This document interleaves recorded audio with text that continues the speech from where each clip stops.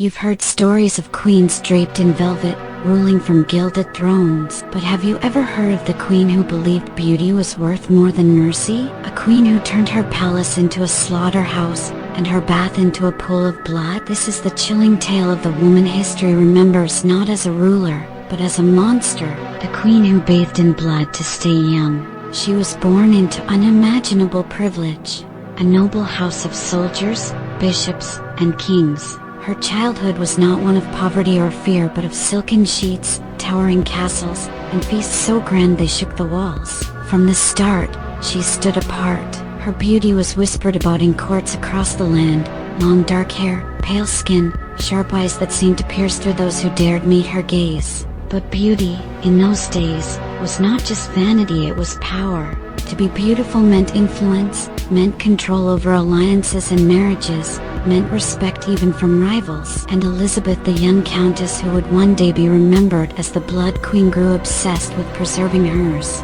Behind the stone walls of her castle, a belief took root that age was the greatest enemy of women in power, and she swore she would never let it rob her of her strength. At first, the cruelty was hidden. Servants spoke in hushed tones of her temper, of slaps across the face, of nails digging into flesh when gowns were laced too tight. They told tales of punishments too harsh for mistakes too small, but power wrapped her in silence. To speak against her was treason, so the whispers stayed within kitchen walls and servants' quarters. The queen herself lived in luxury, feeding her vanity with jewels, fine dresses, and mirrors gilded in gold. Yet the sight of even the smallest wrinkle at the corner of her lips filled her with rage. She scoured her lands for potions, herbs, and elixirs that promised to keep youth alive. Alchemists swore they had the answers. Priests muttered prayers over vials. But nothing worked, until, one day, legend claims, a servant girl tugged at her hair while dressing her. The queen struck her so hard that blood spluttered across her hand. And when she looked down, she swore the skin beneath seemed fresher, smoother, younger. It was madness, but to the queen, it was revelation.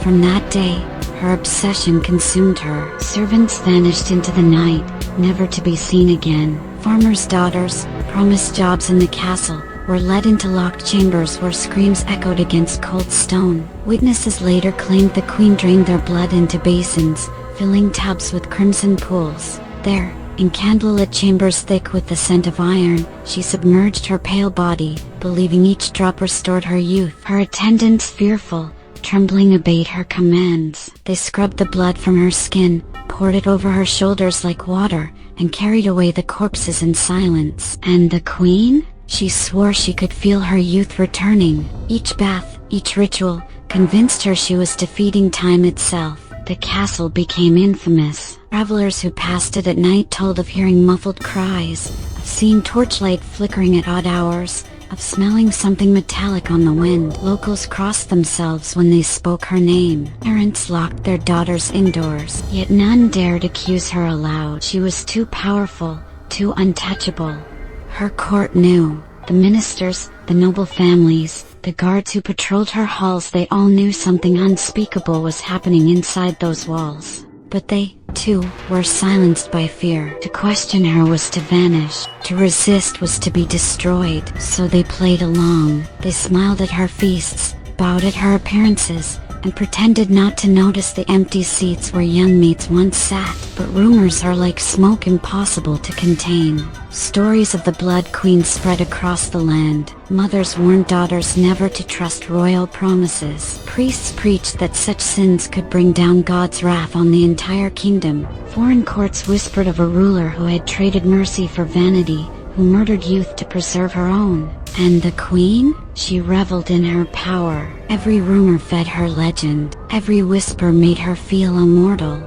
But even monsters bleed. The truth could not remain hidden forever. Too many girls had vanished. Too many servants had fled in terror, carrying tales of horror with them. Soon, the king's ministers could ignore it no longer. An investigation was ordered. Soldiers stormed her castle. What they found turned even hardened men pale. Rooms spattered with blood.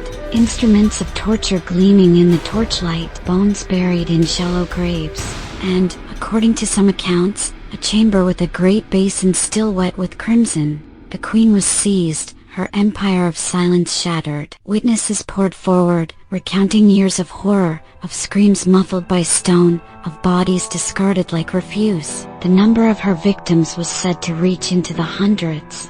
She was not tried like an ordinary criminal. She was nobility, but she was condemned nonetheless. Not to death but to something worse.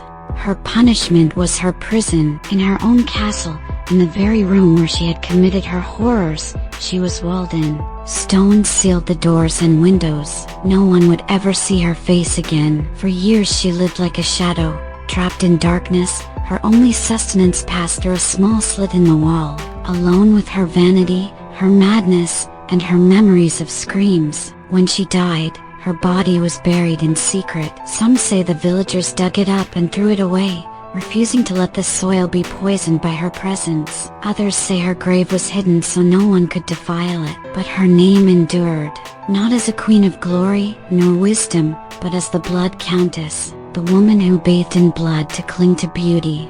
And so, her story lingers like a ghost. To some, she is a legend, a monster born of folklore, exaggerated through centuries of whispers. To others, she was real proof of how power, fear, and vanity can twist the human soul into something unrecognizable. Her tale is not one of immortality, but of infamy. She achieved what she most desired. She is remembered forever, but not for beauty, not for greatness, only for horror. So the next time you hear of queens who ruled with elegance and grace, remember this: behind the velvet curtains of history, there was one who traded silk for screams, and youth for blood. And if you thought bathing in blood was horrifying, wait until you hear about the emperor who drank molten gold, believing it would make him a god.